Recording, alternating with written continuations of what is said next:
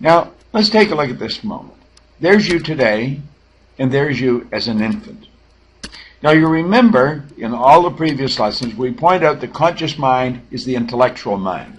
And one of the intellectual factors is reason. And it's with reason that we have the ability to think. Now, if we're thinking, and we're listening to the TV or the radio, and someone tells us that we're headed for a bad quarter, that the economy's going sideways, and so we better fasten our seatbelt or something.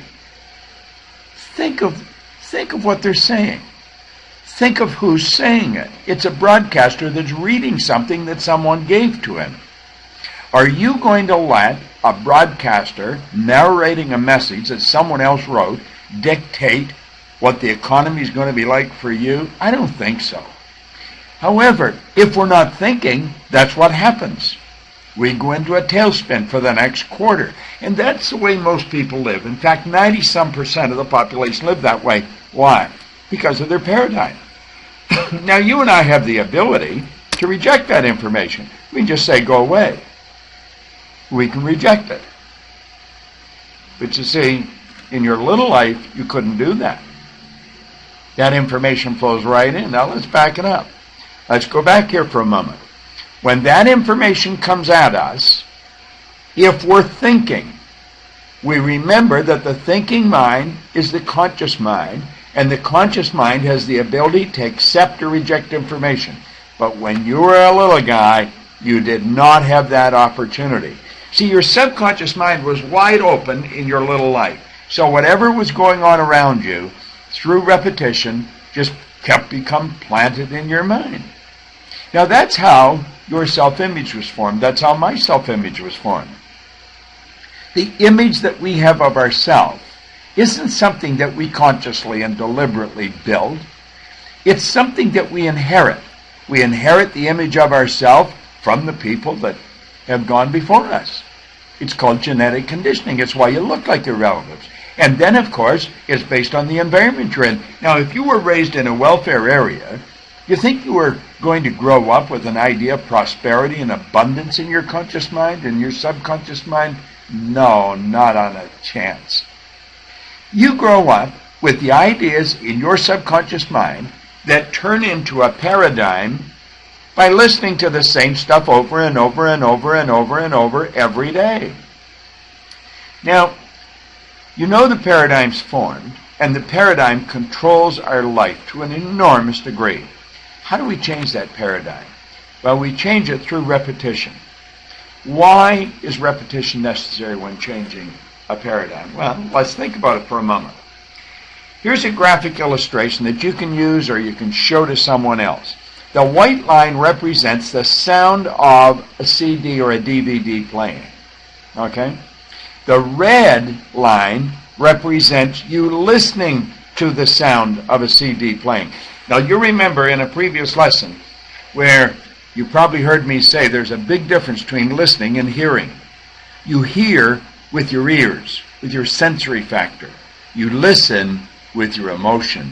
You've got to let yourself get emotionally involved. So you go along and you're listening. That's what that red line, let me start it over again.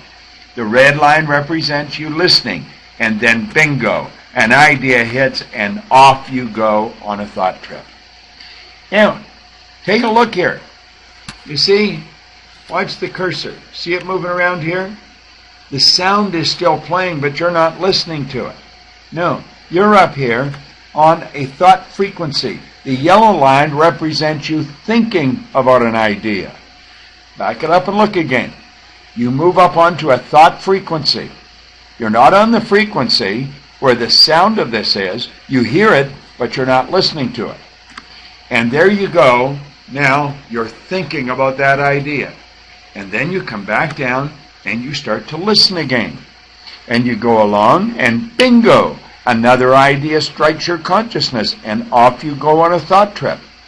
Now while you're on these thought trips, the sound is still playing. All the ideas are still pouring, but you're not listening to them.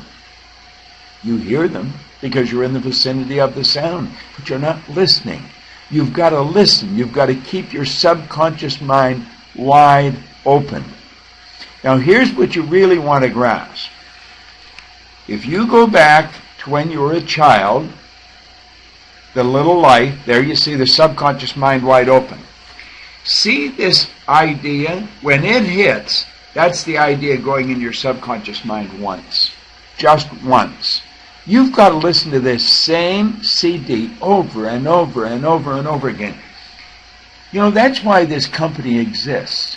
I took Earl Nightingale's Strangest Secret. I played it on a handheld, battery-operated record player. I drove around, I played that thing everywhere. When I'd win the house, I'd keep it going. I almost drove everybody crazy. I couldn't seem to stop listening to it. And my income went from 4,000 to over $1 million. I didn't know what happened. It took me years to figure this out. Now this graphic illustration presents why repetition is necessary. See, that idea hits. The next time you start listening to this, an idea may hit just before that one. It may drop in for, and then you don't even listen to this one anymore. It takes ages and repetition for that same idea to keep hitting. You keep listening to these DVDs. Keep watching these DVDs. Saturate your mind, and you'll start to see your results change. Now, can you change the results without changing the paradigm? Yes, you can. But for a very short period of time. It's a temporary change. And that's what happens with most salespeople. They say, I don't use all that stuff. And look at last month, I had a great month. Yeah.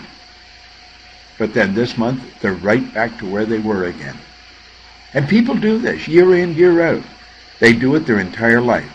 Well, this graphic illustration is an excellent graphic illustration to explain why repetition is necessary. And the information that's in the Thinking into Results program is paradigm-changing information. You belong to a great course here. You're getting the information you need to build the vision you want. This is Bob Proctor, and thank you.